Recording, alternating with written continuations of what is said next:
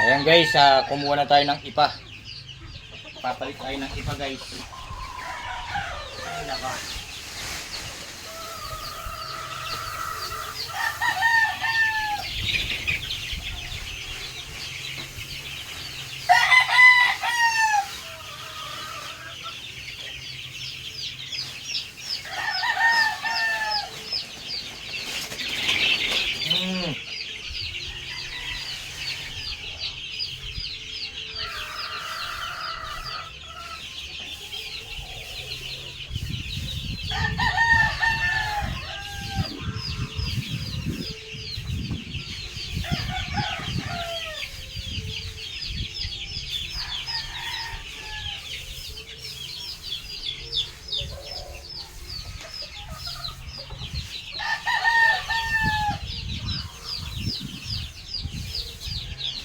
Nakakaramdam na kasi ng init ay ng lamig ng mga manok.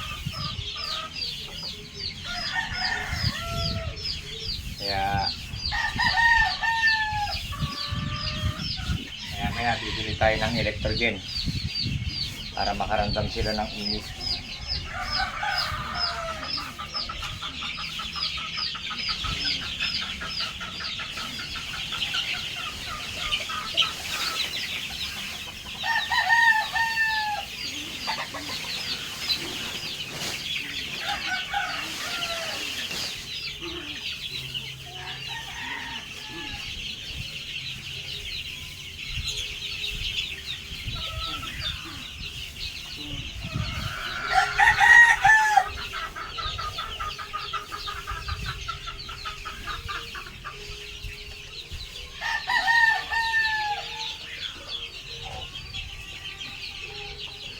Kailangan huwag natin bibiglayin guys para hindi sila ma-stress.